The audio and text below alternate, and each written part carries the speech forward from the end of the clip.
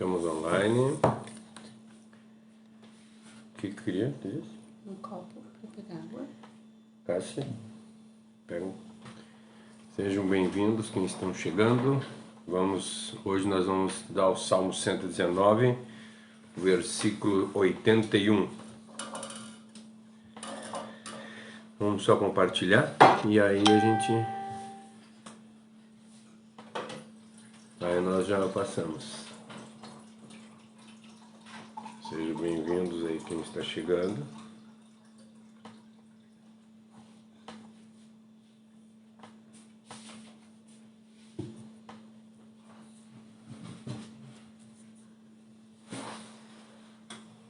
Sejam bem-vindos. Vamos lá, compartilhar aqui.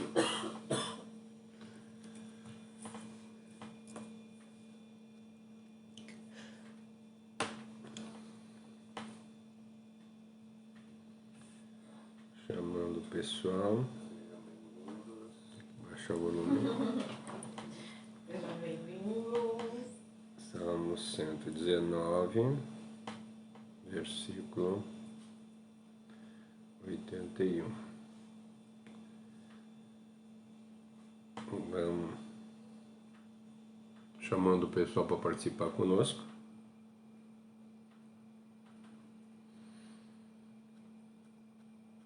Compartilhando a live.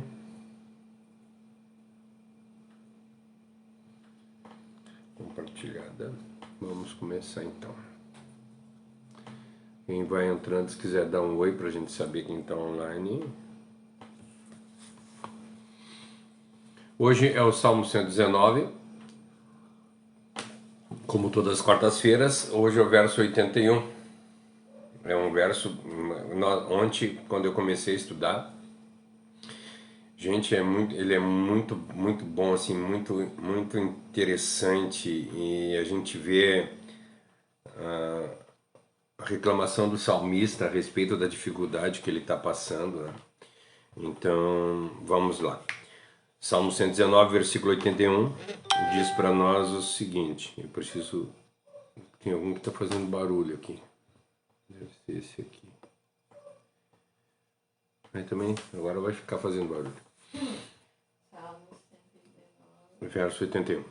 Diz assim para nós: desfalece-me a alma aguardando a tua salvação, porém eu espero na tua palavra. Essa aqui é na ARC, Almeida Revista e Atualizada, Revista e Corrigida, Nova Almeida Atualizada e Tradução Brasileira. São essas quatro versões, são bem parecidas, né? Então lá a gente lê ela só. Na Nova Versão Internacional, estou quase desfalecido, aguardando a tua salvação, mas na tua palavra depositei a minha esperança. Na NBV, minha alma está triste e sem forças de tanto esperar a tua salvação. No entanto, eu continuo a confiar na tua palavra. Nova tradução na linguagem de hoje. Ó Deus, estou aflito, esperando que tu me livres dos meus inimigos. Eu ponho a minha esperança na tua palavra. Nova versão transformadora. Estou exausto de tanto esperar por livramento, mas depositei a minha esperança na tua palavra. Versão fácil de ler. Enquanto eu espero que me salve, me sinto cada vez mais fraco, mas eu tenho confiança na tua palavra. A versão mais parecida com a original é a versão Almeida 21, Almeida do século 21, que diz para nós assim: desfaleço, aguardando a tua salvação, espero na tua palavra. Mas a que eu gostei mais foi a versão O Livro, de Portugal, que diz para nós assim, ó: é verdade que eu me senti desesperado, enquanto eu esperava a tua salvação. Apesar de tudo, continuei confiando na tua palavra. Essa aqui eu achei fantástica. É verdade que eu me senti desesperado. Sabe que às vezes, mesmo nós acreditando em Deus, mesmo nós crendo que Deus pode fazer todas as coisas, nós ficamos desesperados às vezes, né? Nós vemos Paulo falando, e mais adiante eu vou ler um pouquinho a respeito, quando Paulo fala a respeito disso, né? Então, é verdade que eu me senti desesperado quando eu estava esperando salvação. O interessante que nós vamos ver, ele está desesperado esperando salvação. E é muito interessante isso. Como é que pode uma pessoa desesperada ter esperança? Mas nós vamos aprofundar isso, né? Apesar de tudo, eu continuei confiando na tua palavra. Vamos orar? Querido Deus e amado Pai, eu quero erguer a minha oração à tua presença, te agradecendo, Senhor, pela palavra que tu nos deixou. Te agradecendo por esse maravilhoso salmo, Senhor, que fala a respeito, engrandece a tua palavra, engrandece os teus estatutos, engrandece o teu cuidado. Obrigado, Senhor, por tu ter nos dado esse profeta que escreveu esse salmo, né? Para que assim nós possamos nos guiar, assim nós possamos entender que a vida da gente é complicada, que às vezes nós passamos por problemas, que às vezes nós passamos por dificuldade, mas mesmo assim nós sabemos que todas as coisas acontecem para o nosso crescimento, para o nosso crescimento espiritual. Obrigado por tudo que tem feito, eu te agradeço em nome de Jesus. Amém. Amém. Amém. Então, vamos lá, a mãe está online já, seja bem-vinda, mãe. Então, assim, gente, o que eu quero falar para vocês, em outras palavras, aqui o salmista quer dizer que, embora as forças humanas, as forças dele falhem, embora a alma da gente, que a alma dele gema ou suspire, né, ele ainda descansa na palavra de Deus. Mesmo que as coisas estejam parecendo que estão tudo errado, mesmo que o corpo esteja cansado, né? Que a palavra diz para nós que o nosso corpo vai, aos poucos, ele vai deteriorando. A palavra diz que mesmo que o nosso corpo exterior se corrompa, o nosso corpo interior cada vez mais se fortalece. Quando ele está falando a respeito do corpo exterior se deteriorando, nossa, agora sumiu. Deteriorando. Vai deteriorando. Mesmo que o corpo deteriorando, ele está falando a respeito do nosso ser, né? Por exemplo, eu com 20 anos, eu tinha um pique de vida, né? E agora eu com 55 anos, já não vai mais igual, né? Então, a palavra de Deus está dizendo isso para nós, que mesmo que o nosso corpo exterior deteriore, mesmo que o nosso corpo exterior estamos indo cada vez vai piorando mais a nossa situação, porque nós vamos ficando velho, vai ficando complicado, nós temos que começar a usar ajudantes, né? Bota óculos, tem gente que tem que botar coisa no ouvido para poder ouvir melhor, tem gente que precisa de usar bengala então o nosso corpo exterior vai deteriorando, nossa, vai corrompendo, vamos botar assim, o corpo exterior vai se corrompendo, mas o nosso espírito cada vez ele vai ficando mais novo. Então é isso que o salmista está dizendo aqui. Mesmo que a minha alma gema, mesmo que a minha alma suspire, mesmo que as minhas forças falhem, eu continuo descansado na palavra de Deus. Eu continuo com a minha esperança na palavra de Deus. O salmista não espera a salvação senão naquele de quem a salvação procede. Ele está esperando só em Deus. E isso é muito importante, isso é muito satisfatório de nós lermos, porque nós passamos agora no domingo, o domingo da eleição, né? E a eleição foi para segundo turno. E eu achei que ia acalmar os ânimos das pessoas, mas parece que os ânimos se afloraram mais ainda. E eu vejo pessoas totalmente não é perdidas, mas desesperançadas, sabe? Se o fulano ganhar, vai acontecer isso, vai acontecer aquilo, vai acontecer aquele outro. Se o Beltrano ganhar, vai acontecer isso, vai acontecer aquele outro. Então, nós vemos as pessoas se desesperando ou colocando esperança em homens. E aqui nós vemos o salmista falando completamente ao contrário. Nós vemos o salmista dizendo que ele concentra todas as suas forças em esperar em Deus, ele concentra todas as suas forças na palavra de Deus, ele concentra todas as suas forças na salvação de Deus, e a salvação vem só de Deus. Não é o político A, o político B, não é o chefe da casa ou a chefe da casa, lá se eu, não é ninguém que vai mudar a nossa situação, não é eu ganhar mais, não é eu trocar de serviço, não é a minha esperança não pode estar em eu vencer na vida, não pode estar em eu trocar de empresa, não pode estar em, entendeu o que eu quero falar para vocês? A nossa esperança, não é eu que quero falar, né? A nossa esperança não pode estar em coisas humanas, em pessoas, principalmente em pessoas. E o que nós estamos vendo hoje, infelizmente, as pessoas estão polarizadas, né? Aí elas dizem assim, o fulano tem que ganhar para que a vida melhore, o fulano tem que ganhar para que a vida melhore. E aí tá os dois lados se brigando porque a salvação está no fulano de tal, a salvação está no Beltrano, a libertação está em tal lugar. Se o fulano ganhar vai dar tal problema, se o outro fulano ganhar vai dar tal problema, entende? E isso não vai mudar em nada a nossa vida. Hoje eu vi um vídeo, eu achei muito interessante, que ele disse assim, gente, eu quero dizer para vocês, se o Bolsonaro ganhar, eu preciso trabalhar para viver. Se o Lula ganhar, eu preciso trabalhar para viver. Entende? Gente, eu não dependo deles, eu dependo de mim.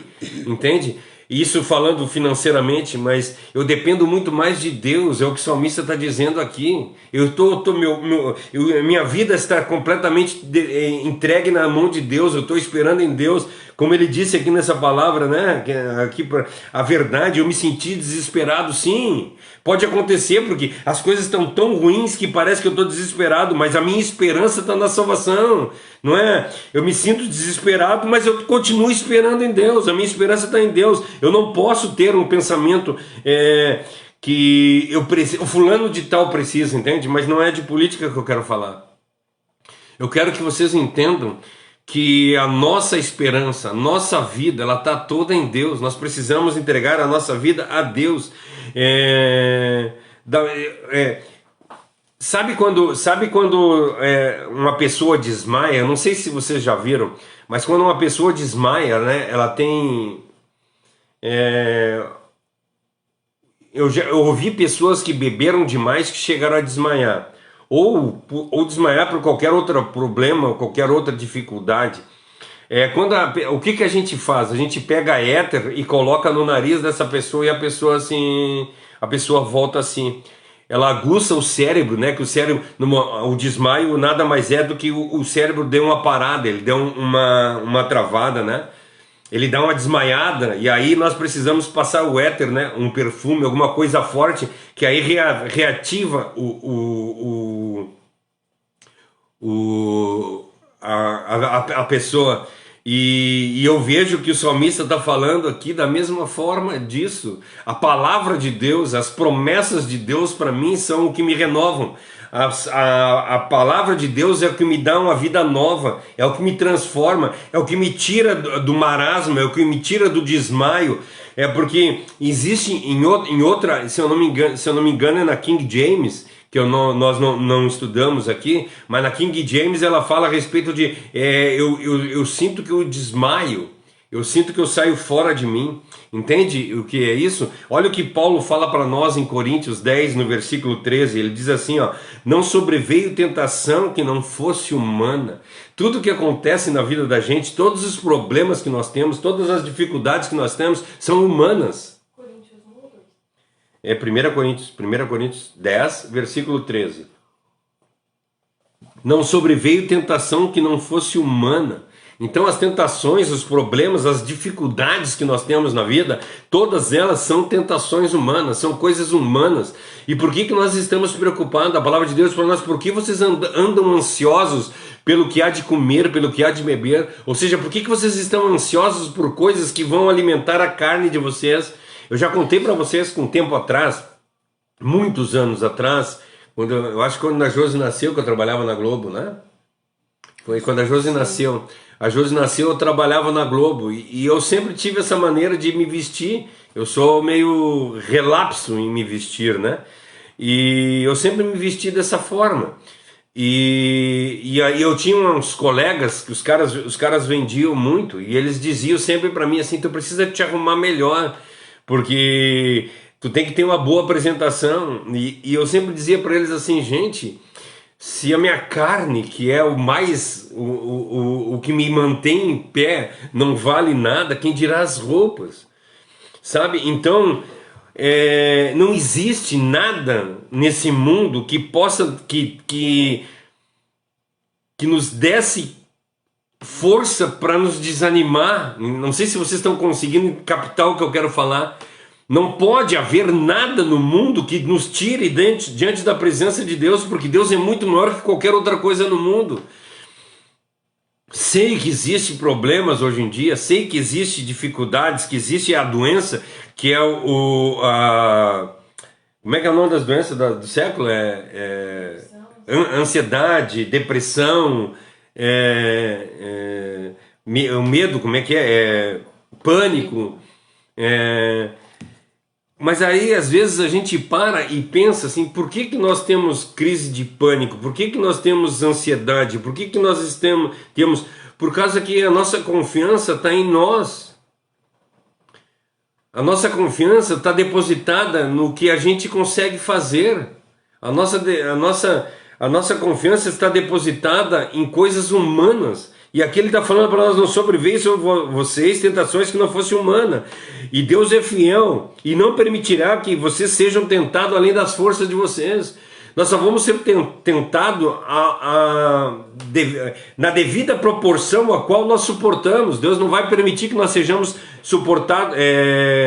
tentados em maior força do que nós tenhamos condição de fazer. E aí ele diz ao contrário: juntamente com a tentação, Deus proverá livramento e da sorte a qual vocês podem suportar. Então isso nós precisamos entender. Nós temos que entender que quando acontece alguma coisa na vida da gente, é dentro das proporções das quais nós temos condição de suportar. Deus não deixa que nós soframos mais do que nós possamos suportar. Nós precisamos ter esse entendimento. Então o que nós... então tu está dizendo que a doença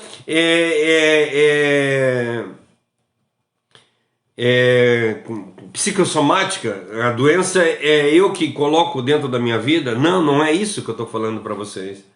Eu estou falando que muitas vezes essa doença que nós estamos passando é porque nós temos colocado em demasia compreensão humana sobre o nosso viver. Nós temos buscado soluções humanas na nossa vida. Por isso que é interessante e importante que quando uma pessoa está passando por essa dificuldade, ela procurar um médico, ela procurar um psicólogo, ela procurar um psiquiatra, ela tem que procurar ajuda, né? Porque muitas vezes eu vejo pessoas dizendo que, cara, isso aí é espiritual. Não é espiritual, é físico, é um problema físico, tem que ser tratado. Mas ele tem que ser tratado. Se eu estou com um problema físico, mesmo que esse problema pode ser provindo de uma necessidade espiritual, de uma necessidade emocional, hoje ele se faz uma necessidade física e eu preciso tratar ela fisicamente.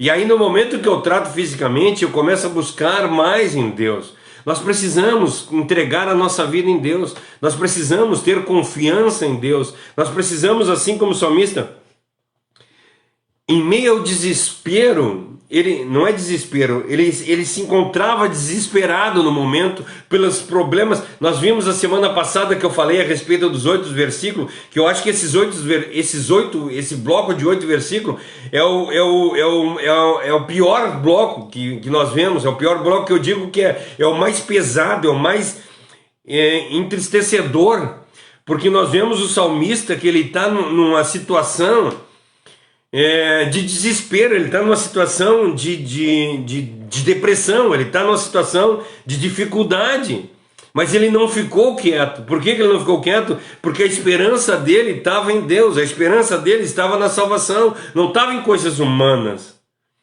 Mas nós temos colocado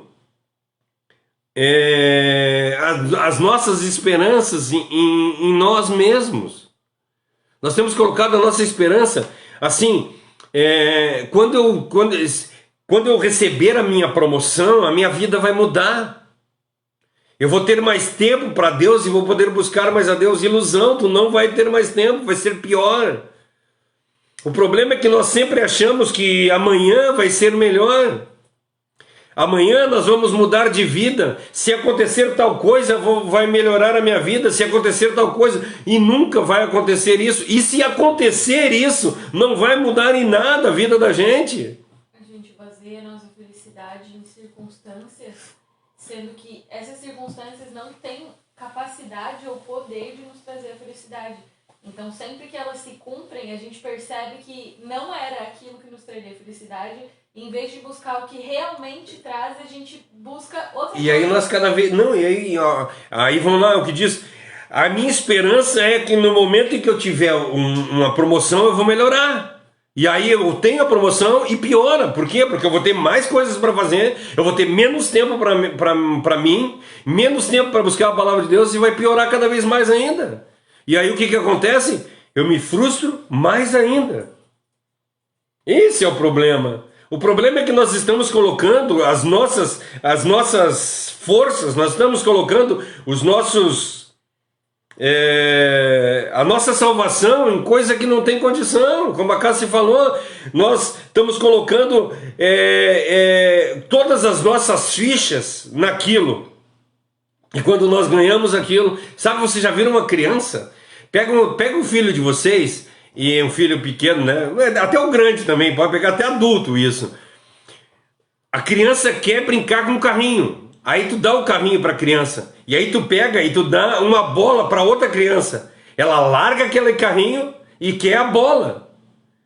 Aí a gente diz assim, porque nós somos egoístas, né? Nós queremos as coisas. Não, nós não queremos as coisas, nós queremos a felicidade do outro, é isso. Eu não posso ver o outro feliz. Eu vejo o outro feliz, eu quero que aquela felicidade seja minha. Eu não quero a bola, entendeu? Eu não quero a bola, eu quero a felicidade que ele está sentindo daquela bola.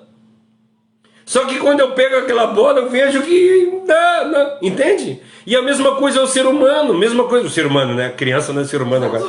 É a mesma coisa é o adulto. O adulto é dessa forma, ele diz, se eu fizer tal coisa vai dar certo, e eu vou lá e faço tal coisa, e nunca vai me satisfazer. E a pior parte não é nem isso, né? A pior parte é quando a gente acha que a nossa felicidade vai estar em alguém.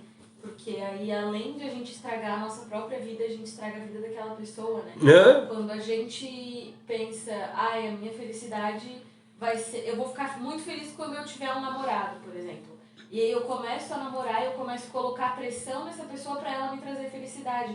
E qualquer coisa que ela faça que seja diferente da minha vontade, eu acabo... o meu chão cai, sai debaixo dos meus pés, porque como assim essa pessoa não tá me agradando se ela é para trazer a minha felicidade? E eu coloco essa pressão em cima da pessoa. E a pessoa começa a sentir que nada do que ela faz nunca tá certo, que ela não é boa o suficiente, e começa a colocar a felicidade dela em outras coisas também. Às vezes em nos agradar, isso acontece com pais e filhos, com marido e mulher, né? É um ciclo muito frequente. Às vezes a aprovação de um chefe, tem muita gente que vive pela aprovação do chefe ou do pastor dentro da igreja. Sim. O problema é que nós depositamos as nossas esperanças em coisas passageiras. E eu sempre digo para as pessoas o seguinte, para te casar, tu tem que ser suficientemente feliz. Tu tem que ser feliz para se casar, porque o casamento não vai te fazer feliz. Tu tem que ser feliz para fazer o outro feliz. Tu não tem que casar para ser feliz. Não, eu vou casar porque eu sou feliz. Eu sou feliz e quero dar essa felicidade para a pessoa. É isso. Entende? Tanto o casamento ou qualquer outro trato que nós vá fazer com alguém, nós precisamos passar para a pessoa coisas. Entende o que eu digo para vocês? Quando nós aprendemos de Cristo nos domingos nós estamos falando a respeito do discipulado agora, né? É exatamente isso, é nós passar o que nós sabemos, nós passar o que nós temos para as pessoas. Isso é o cristianismo. O cristianismo é nós abrir mão, é o que Jesus fez. Jesus era Deus e abriu mão de ser Deus e se fez homem para mostrar para nós como é que como é bom ser cristão.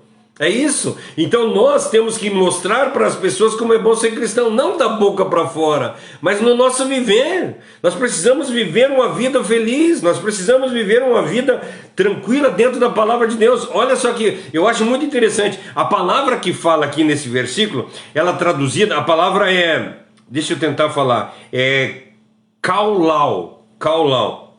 A palavra que fala do desesperado, né, que eu disse para vocês ali, é a...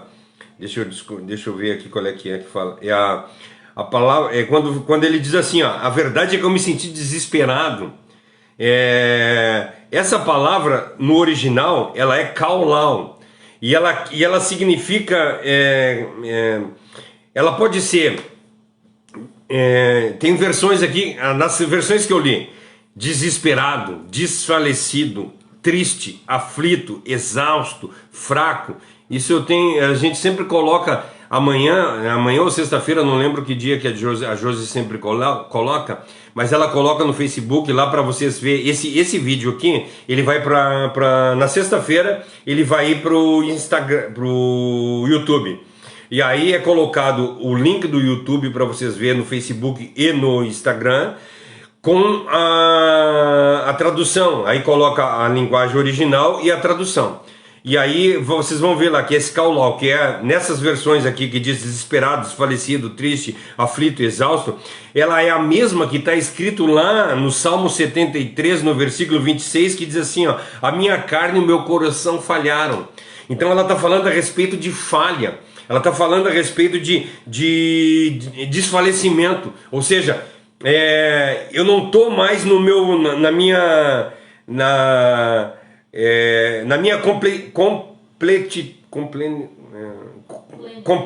plenitude,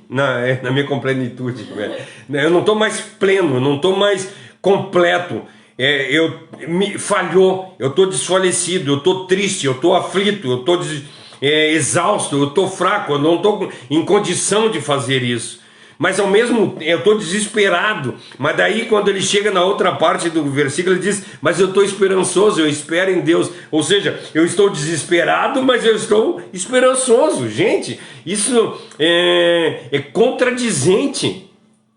Mas isso, o maravilhoso da gente ver é que essa contradição pode acontecer em nós que somos cristãos. As pessoas que são crentes de verdade, elas sofrem essa contradição. Ela sofre por quê? Porque nós somos carne e nós somos espírito. A carne está desfalecida, mas o espírito está esperançoso.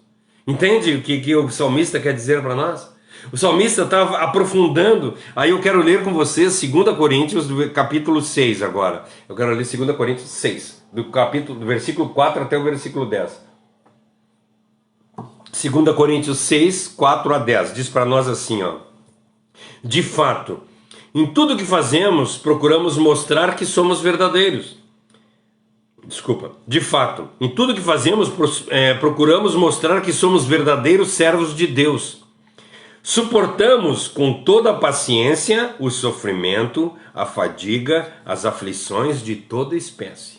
É isso. Deixa eu fazer uma pergunta para vocês. Esse é só o versículo 4 que eu li, tá? Eu quero ler até o 10.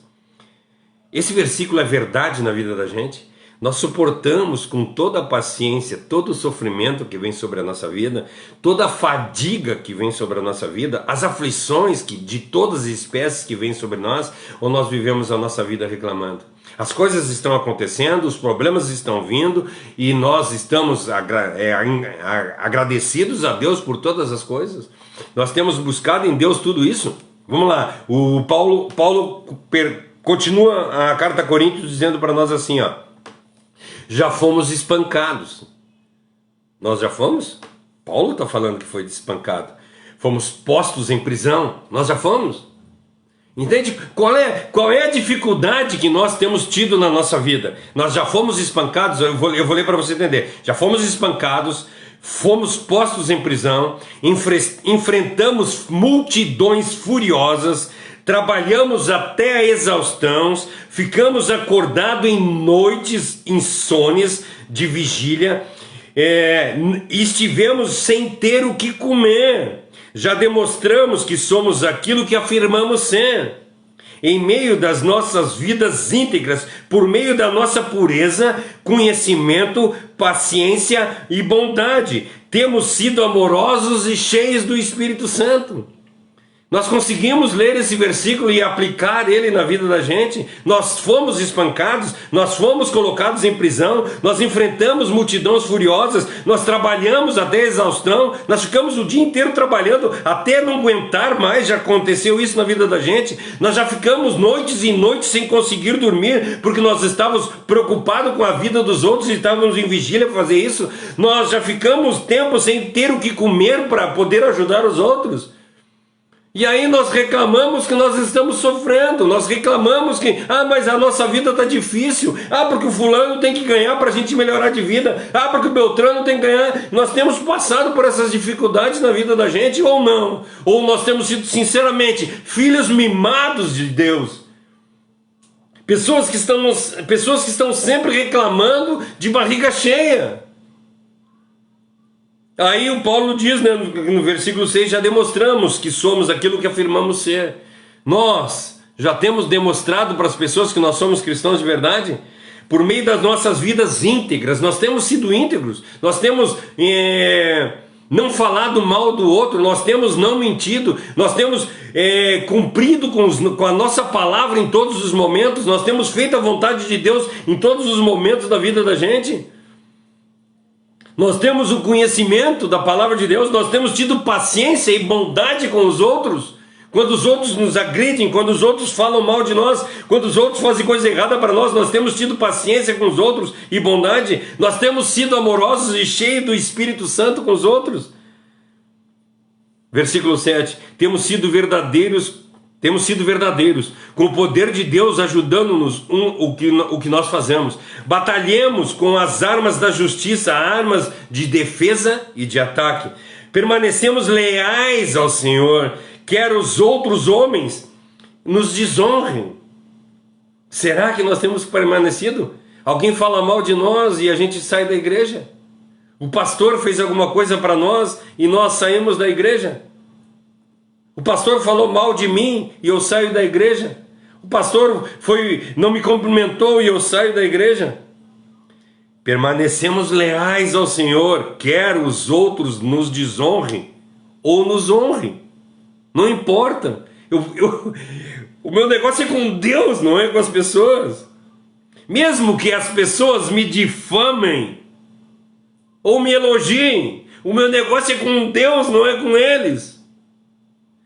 Gente, será que nós temos permanecido fiéis a Deus, mesmo que as pessoas nos honrem, nos desonrem, que nos difamem ou nos elogiem? Porque às vezes eles nos difamam, a gente sai de dentro da igreja. Às vezes eles nos elogiam e a gente enche o peito e se acha melhor que os outros e sai da igreja. Somos sinceros, porém nos chamam de mentirosos. Já pensou? Nós sendo sinceros e as pessoas dizendo que nós somos mentirosos e nós continuamos pacientes?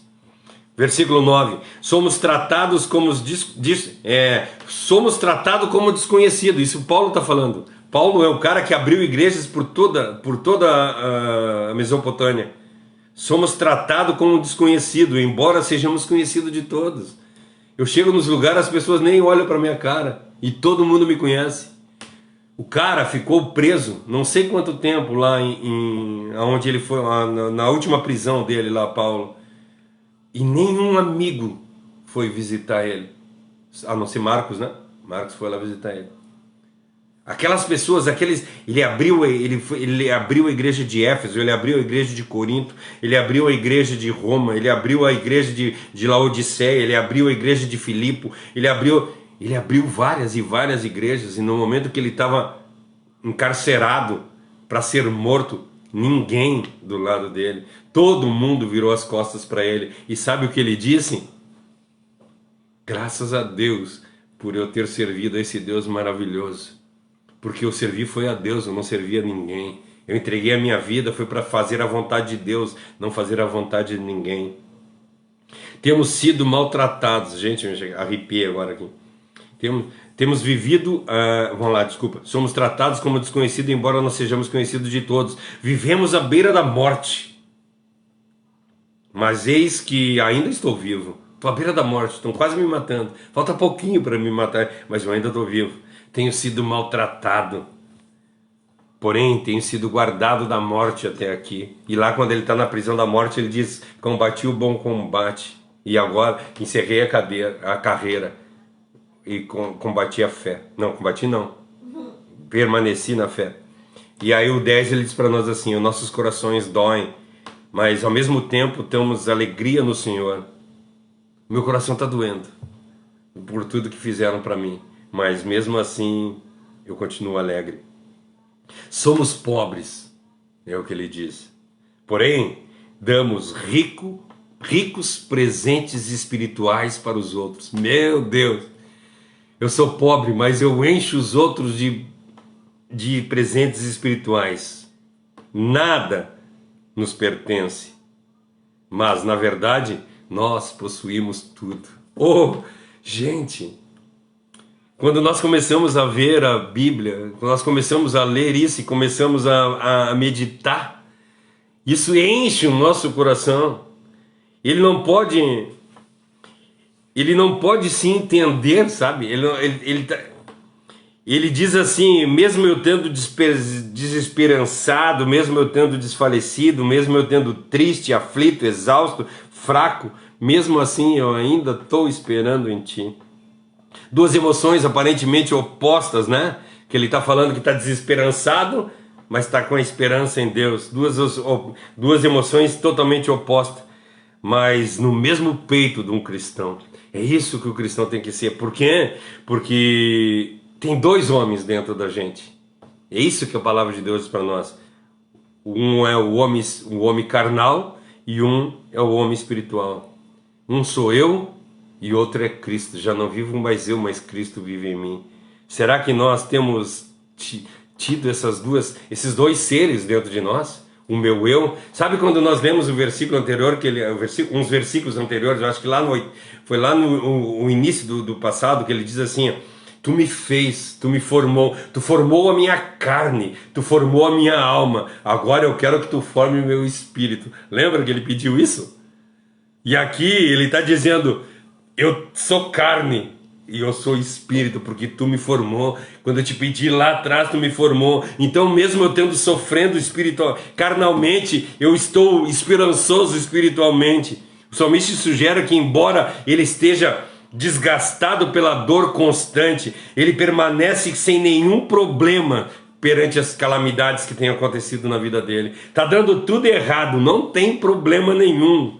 Eu estou cansado, eu estou fraco, eu estou desanimado na minha mente, mas nada me impede de repousar no Senhor. Nossa, gente, isso é maravilhoso, isso é maravilhoso. O meu corpo está abatido, a minha alma está abatida, mas o meu espírito está revivificado.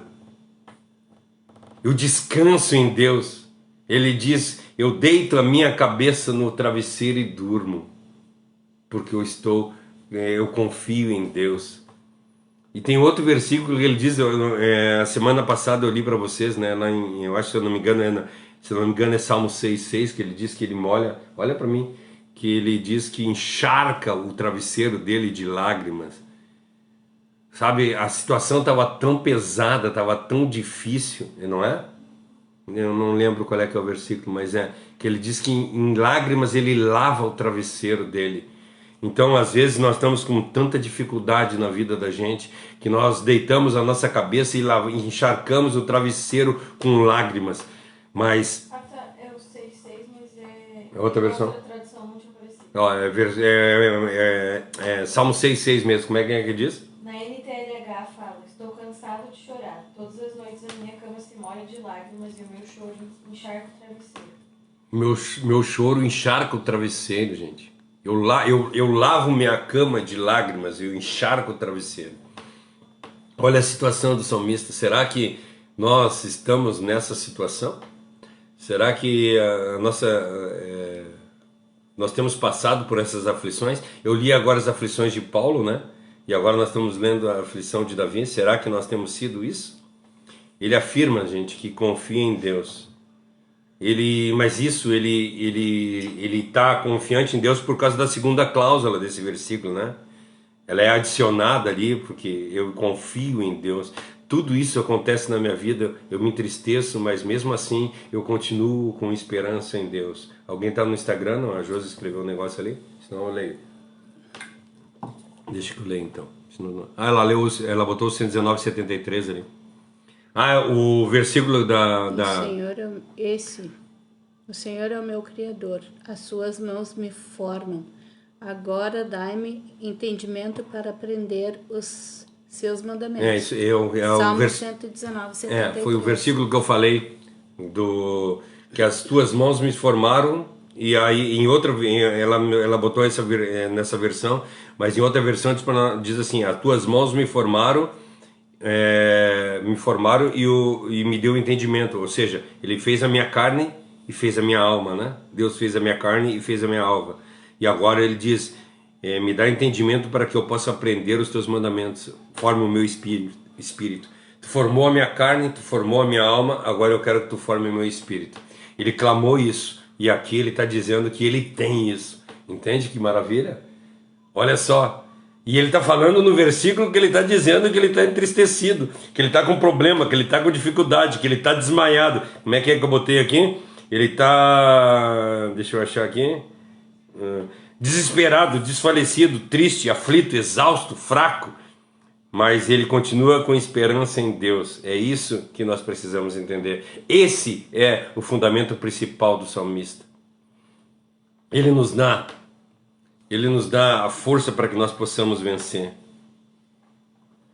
E quando eu estou falando para vocês que o fundamento principal do salmista é confiança em Deus, eu queria que vocês buscassem da mesma forma essa confiança, que vocês entregassem a vida de vocês a Deus na mesma forma que o salmista entregou, que vocês entregassem a Deus a vida de vocês e não vivessem mais, chegassem e dissessem para Deus, Senhor, eu não quero mais viver. Vamos usar o 73 ali, Senhor, Tu é o meu Criador, Tu com as Tuas mãos me formou, Tu me deu entendimento, Tu me deu compreensão. Agora eu estou te pedindo que Tu me dê sabedoria para que eu possa conhecer os Teus mandamentos. Senhor, Tu formou a minha carne, Tu formou a minha mente. Agora forma o meu espírito. Eu não quero mais viver. Eu não quero mais. Eu quero viver de acordo com a Tua vontade. Eu quero fazer o que Tu quer. O salmista, nós vemos aqui, ele expressa uma invencível constância, sabe? Isso é maravilhoso. A constância do salmista, ele é invencível, né? Ele não abre mão da palavra de Deus de forma alguma. Ele mostra-se ser paciente.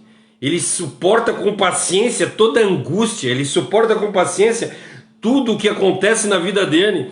Se isso tivesse acontecido em nossas vidas, certamente nós sucumbiríamos.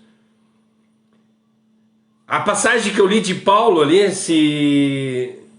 será que nós aguentaríamos? Já apanhei, já me socaram, já fui preso, já sofri naufrágios, já fui perseguido, e sou todos os dias levado à morte por amor a Ti, e mesmo assim eu confio em Ti sempre.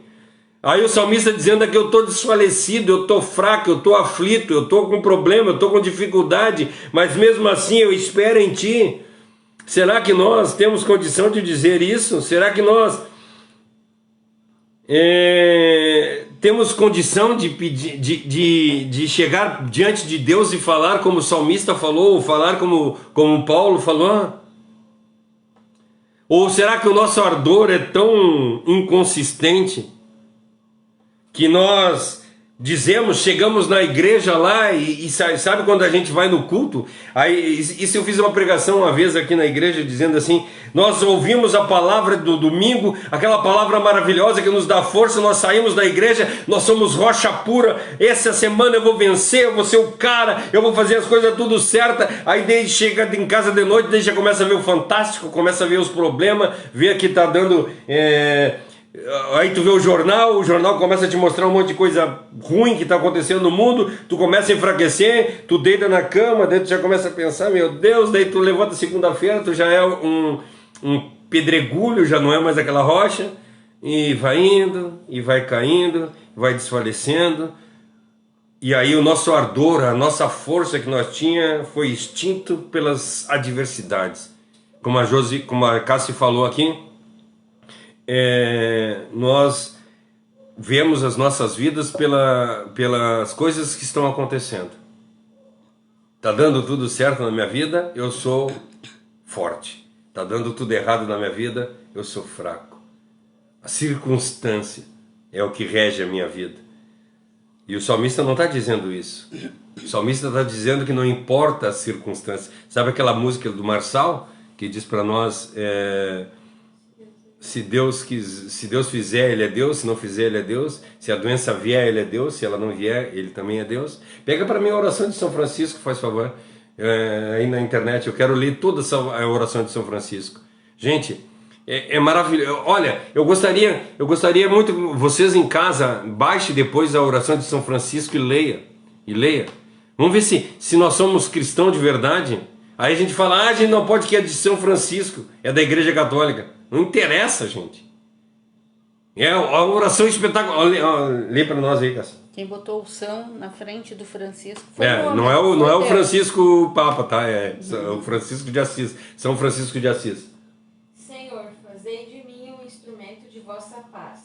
Onde houver Escute. Onde houver ódio, que eu leve o amor. Onde houver ofensa, que eu leve o perdão. Onde houver discórdia, que eu leve a união. Onde houver dúvida, que eu leve a fé. Onde houver erro, que eu leve a verdade. Onde houver desespero, que eu leve a esperança. Onde houver tristeza, que eu leve a alegria. Onde houver trevas, que eu leve a luz. Aí tá bom. Aí agora ele diz ao mestre: fazer que eu procure mais, consolar que ser consolado, compreender que ser compreendido, amar que ser amado. Amar que ser amado, pois é dando que se recebe, é perdoando que se é perdoado, e é morrendo que se vive para a vida eterna. Essa parte eu me lembro de cor, o resto eu não lembro. Mas será que nós... Sério, nós temos sido, aonde houver ódio, que eu leve o amor, aonde houver trevas, que eu leve a luz, aonde houver desesperança, que eu leve a esperança. Como é que é as outras coisas, hein? Aonde houver... Ofensa, que eu leve leve o perdão. Onde houver discórdia, que eu leve a união. Discórdia, eu levo união. Dúvida, que eu leve fé. Quando tiver dúvida, que eu leve a fé. Onde eu tiver erro, eu levo a verdade. E onde houver trevas, que eu leve a luz. E onde houver trevas, que eu leve a luz. É isso que nós temos sido? Será que nós temos sido cristãos de verdade? Nós temos feito desse jeito? Ou nós temos, aonde tem tido ódio, nós temos levado mais ódio ainda? Nós temos discutido na internet, nós temos discutido com os nossos filhos, com os nossos parentes, porque nós somos donos da verdade. Quando tem alguém passando por alguma dificuldade, ao invés de nós ajudar, nós tripudiamos em cima da pessoa. Quando tem alguém passando por dificuldade, meu pai dizia assim, às vezes tem pessoas que a gente não merece ser ajudadas, o pai dizia. Tem gente que quando tu vê que ela tá tá dentro de um buraco e tá só o pescoço para fora, tu tem que pisar na cabeça dele e afundar mais. Gente, nós vemos isso hoje no mundo, sabe? Meu pai estava falando de pessoas más, né? Pessoas más. E às vezes nós fizemos isso. Meu pai não era cristão. Ele se converteu ao cristianismo um pouco antes de morrer. Por intermédio do testemunho do meu irmão e meu. Ele conheceu a Cristo. E hoje eu vejo, às vezes, no mundo, é isso que tem acontecido. Quando tu vê uma pessoa passando necessidade, ao invés de tu ajudar a pessoa, nós vamos lá e pisamos na cabeça dela e enfiamos o resto dela dentro do buraco. Ao invés de nós querer ajudar as pessoas. As pessoas estão passando por dificuldade e nós não enxergamos. sabe? E nós vemos isso, é muito diferente aqui o que nós estamos vendo, o que o salmista está falando. Ele diz que a esperança dele está totalmente em Cristo. E quando nós temos a esperança em Cristo, nós olhamos de uma outra forma as pessoas, nós olhamos de uma outra forma a vida. A ideia é que a força dele cedeu, ele ficou fraco, mas o desejo dele de salvação era tão intenso que não importava se ele era fraco ou impotente, ele buscava em Deus. Qualquer emoção forte que aconteça na vida da gente pode nos prostrar, mas nossa esperança tem que estar em Deus. As coisas estão dando errado, sim, sem problema nenhum, nós podemos, cara, complicou, e aí a gente descai, né, um pouquinho, nós ficamos um pouco tristes, mas a nossa esperança tem que estar em Deus. É em Deus que nós devemos ansiar pela salvação, pela completa purificação, a restauração da nossa alma. Apesar de nós estarmos com o espírito exausto, ainda assim nós temos que clamar para Deus: Senhor, me dá força, sabe? E aí quando nós vemos que o nosso espírito está exausto, que a nossa alma está cansada, a nossa boca tem que clamar a Deus, o nosso coração tem que gemer profundamente, como o salmista clama aqui: eu estou desmaiado, eu estou desfalecido, mas mesmo assim a minha esperança continua em Ti, a minha alma está ofegante, eu não aguento mais, eu preciso de Deus, eu preciso de Ti, porque eu não consigo viver sozinho. Cada membro do meu corpo, cada junta do meu corpo necessita de Deus. Cada parte do meu ser clama por pureza, pela pureza perfeita de Deus, anseia pelo livramento dele, por aquilo que vem de Deus, somente de Deus, o livramento divino que ardia no coração dele até o último grau, ardia de uma forma tão grande que ele não media forças para buscar. Ele, em uns versículos anteriores, ele diz assim: eu passo a noite inteira clamando a Ti, eu passo a noite inteira pedindo que Tu me dê mais conhecimento.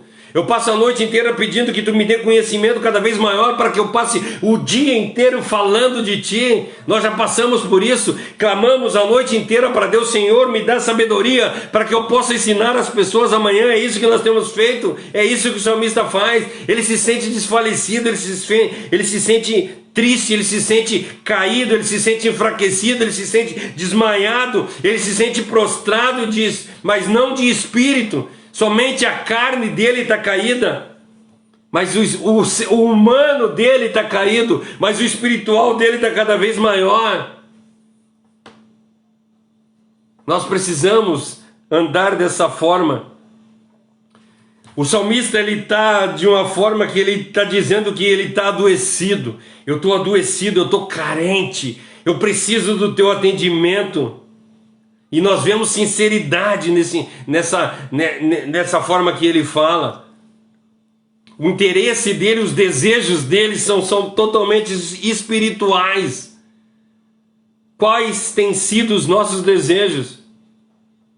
Nada, ninguém poderia satisfazer, ninguém poderia dar livramento para ele se não fosse por intermédio das mãos de Deus, da natureza divina. E por isso a alma dele suspirava profundamente por Deus, e ele vivia fervorosamente na presença de Deus, senão ele desfaleceria eternamente, ele desfaleceria definitivamente. Entende por que o salmista está clamando desse jeito? Por que eu estava olhando a hora ali para ver se já não tinha passado? Então, gente, nós precisamos entender que nós necessitamos ter compreensão em Deus. E aí nós vamos para a última parte do versículo. Apesar de tudo, eu continuo confiando na palavra do Senhor. O confiar nas promessas tem sustentado o salmista. E nós precisamos confiar nas promessas de Deus. O problema é que a promessa de Deus, ela sempre vem engatada em alguma outra coisa, né? Então nós precisamos fazer as coisas para receber as promessas de Deus. Mas as promessas de Deus, como eu disse para vocês, elas servem para nós como o éter. O cara está desmaiado, tu bota o éter no nariz dele ele se acorda, ele vive de novo. Então as promessas de Deus tem que ser esse incentivo, a promessa de Deus tem que ser uma coisa que nos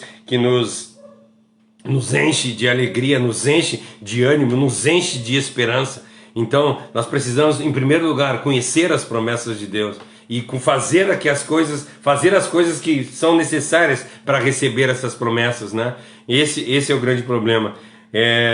Não existe frustrar, né? É a pessoa que conhece a Deus de verdade, que anda de acordo com a vontade de Deus, que tem a palavra de Deus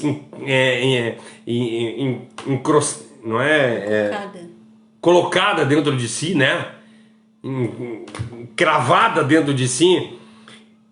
Ele não perde as esperanças, porque ele sabe em quem ele tem crido. É o que Paulo fala: eu sei em quem tenho crido. Não importa as coisas que vão acontecer, não me importa se eles estão me levando para a morte. Gente, eu acho maravilhoso. Tem uma passagem, tem um vídeo, não sei se vocês chegaram a ver, se não viram, olhem. O filme Paulo o Apóstolo. Vejam, se tiver condição de ver, vejam esse Paulo o Apóstolo.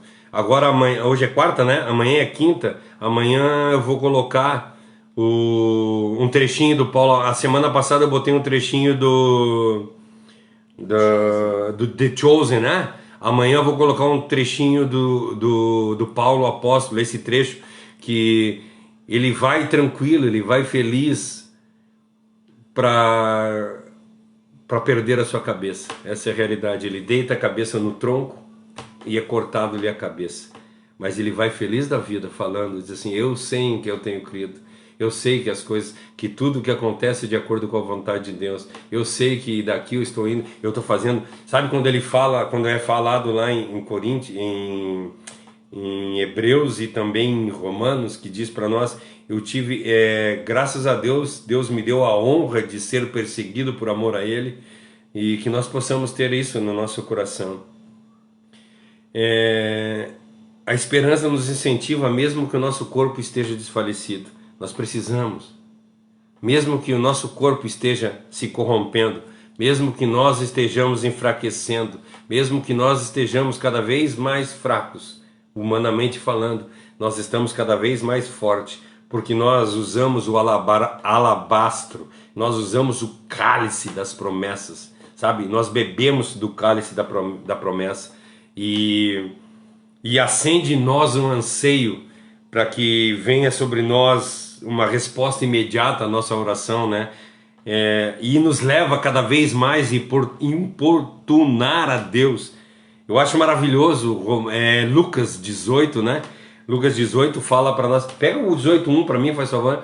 Lucas 18, ele fala a passagem da viúva e a viúva que vai falar com o juiz e pede para que o juiz julgue a causa dela, né? Mas ele só conta essa história do juiz, que a viúva está importunando o juiz por causa do 18:1. O 18:1 ele fala e aí ele conta a história para importunar. Então olha o que fala no 18:1 para nós. Lucas 18:1. Jesus lhes contou uma parábola para mostrar que deviam orar sempre e nunca desanimar. Jesus lhe contou uma parábola para que a gente orasse nunca e nunca desanimasse. Orasse sempre e não desanimasse. É isso?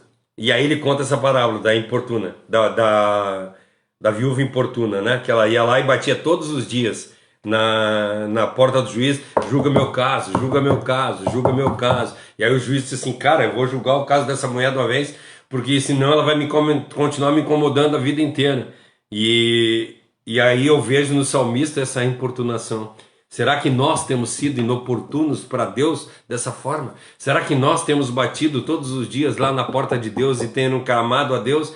Será que nós temos levado as nossas aflições, os nossos desejos a Deus e clamando assim como o salmista clama: Senhor, me dá conhecimento para que eu conheça mais, para que eu possa fazer mais a Tua vontade? E isso, se nós fizermos dessa forma, nós vamos ser poupados do desfalecimento total da esperança. Nós podemos até desfalecer em carne, mas na esperança nunca vai desfalecer. É isso que torna o cristão experiente. É isso que torna o cristão um crente de verdade. Ele pode até andar desfalecido, mas jamais ele é destruído. Agora eu quero ler com vocês Gente, eu não botei de novo aqui, mas eu acho que é 2 Coríntios, a mesma 2 Coríntios que nós lemos lá, 2 Coríntios 6, do versículo 8 em diante. Eu quero ler para vocês. Do versículo 8 em diante, diz assim, ó, para a gente encerrar, tá? De todos os lados somos oprimidos pelas dificuldades. Eu acho que é, né, cara? Só confirma para mim, hein? 2 Coríntios 6, do versículo 8 em diante, que eu li do 4 ao 10. Agora eu quero ler do 8 em diante. É isso mesmo. 2 Coríntios 6, versículo 8 em diante. Diz assim para nós, ó, de modo que todos nós somos oprimidos pelas dificuldades, porém não somos esmagados. Ficamos perplexos, porque é que eu estou lendo em outra versão, por isso que é diferente.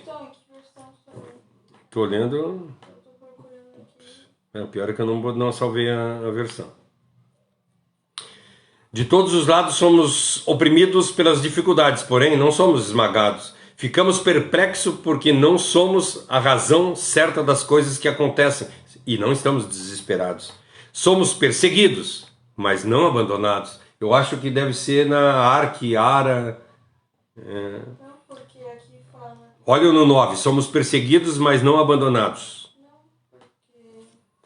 Somos perseguidos, mas não... Escreve no Google, hein? E aí tu já bota assim, ó. Somos perseguidos, mas não abandonados. Versículo 9. Então vamos lá, seguindo. Somos perseguidos, mas não abandonados. Somos abatidos, mas não somos destruídos. O nosso corpo está constantemente enfrentando a morte, tal como aconteceu com Jesus. Assim, fica bem claro que todos que na vida de Jesus é revelado em nosso corpo temos... 2 Coríntios 4, 8, 9. Então eu errei. O outro também é 4. Aí, mas nós vamos ler até o 18, tá? Tu tá em qual agora? Estou no 10. E esse nosso corpo está constantemente enfrentando a morte, tal como aconteceu com Jesus. Assim, fica bem claro que a vida de Jesus é revelada em nosso corpo. Quer dizer, Jesus é revelado em nós, né? Sim, vivemos sob constante perigo de morte para as nossas vidas, por amor a Jesus, para que as nossas vidas também se manifestem em nossos corpos mortais. De modo que a morte está agindo sobre nós, porém, isso resulta em vida para vocês. Eu vou morrer, mas isso vai resultar em vida para vocês. Está escrito, crie, por isso falei. Pois assim nós, que temos a mesma fé em Deus, temos falado no que nós cremos, porque cremos. E sabemos que o mesmo Deus que ressuscitou Jesus Cristo da morte, também nos ressuscitará com Jesus e nos apresentará juntamente com Ele a vocês. Esse nosso sofrimento são para o benefício de vocês. E quanto mais dentre vocês forem ganhos para Cristo, pela sua graça, maior será o número de pessoas que farão orações em agradecimento para a glória de Deus. Quanto mais pessoas nós falarmos de Deus, quanto mais pessoas conhecerem a Deus, mais pessoas vão orar em agradecimento para a glória de Deus. Por isso, versículo 16, por isso nunca desanimemos, embora o nosso corpo se gaste. Em outra versão diz, embora o nosso corpo exterior corrompa, a força interior vai se renovando dia após dia. Então, mesmo que o meu corpo vá se corrompendo, mesmo que o meu corpo vá se desgastando, a força interior vai se renovando dia após dia. Esse nosso sofrimento e aflição, leves e momentâneos, não durarão por muito tempo. Sabe, em outra versão diz assim, essa breve e momentânea aflição, né? Diz assim, esses momentos de sofrimentos e aflições leves e momentâneos não durarão para sempre. Entretanto, esse curto tempo de angústia resultará em uma glória eterna sobre nós para todo sempre. Oh, glória! Versículo 17, 17 foi o que eu li, 18. Portanto, não olhamos para aquilo que nós podemos ver atualmente. Pare de olhar para as coisas que você pode enxergar.